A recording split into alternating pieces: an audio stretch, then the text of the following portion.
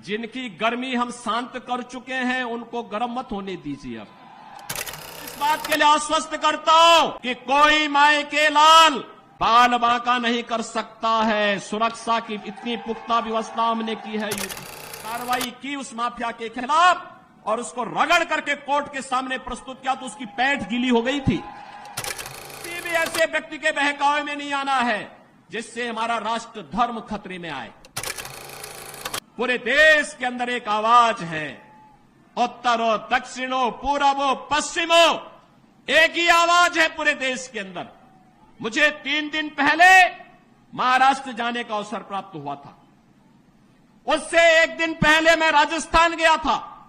अभी जम्मू कश्मीर से आ रहा हूं और केवल यहां की सभा के लिए आया हूं, अन्यथा मेरे और भी कार्यक्रम थे। मैंने कहा नहीं, मैं जाऊंगा सरधना में, मैं इस बार जरूर जाऊंगा, 24 में मैं जरूर जाऊंगा। और बहनों भाइयों, मैं इसीलिए आया हूं आपसे कहने के लिए, जो लोग गुमराह कर रहे हैं उनके गुमराह में आने की आवश्यकता नहीं। ये लोग कभी नहीं आएंगे। फिर जाति के सौदागर उपयोग करेंगे, बाद में सौदेबाजी करके गायब हो जाएंगे। हमें किसी भी ऐसे व्यक्ति के बहकावे में नहीं आना है जिससे हमारा राष्ट्र धर्म खतरे में आए। याद रखना, इस देश के राष्ट्र धर्म को हमेशा खतरा जब भी आया है, इन्हीं लोगों के कारण आया है जिन्होंने जातीयता के आधार पर समाज के सामाजिक ताने बाने को छिन्न भिन्न किया है, हमेशा छिन्न भिन्न किया है।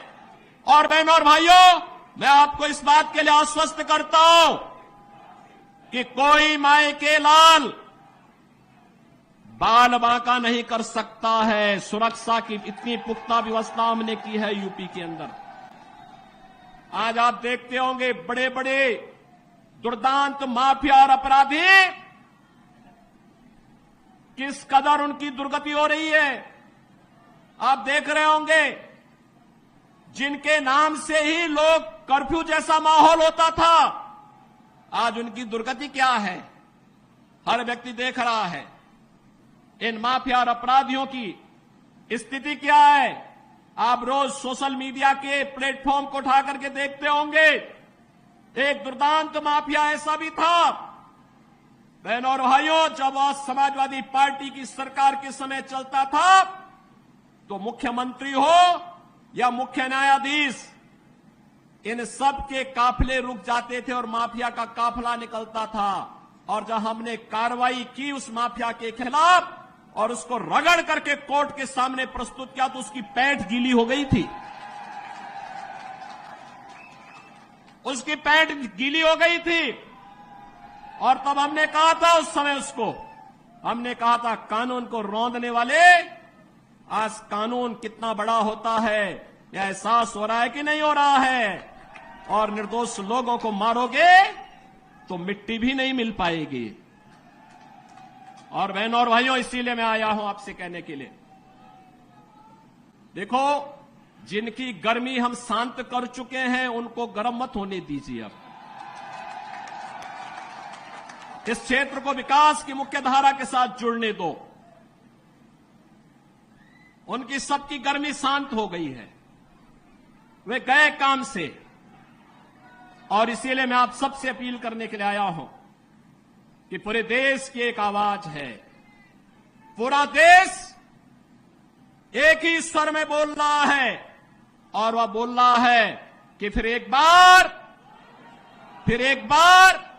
मोदी सरकार, फिर एक बार, थोड़ा जोर से बोलिए, यहां की आवाज दिल्ली तक पहुंचाइए, फिर एक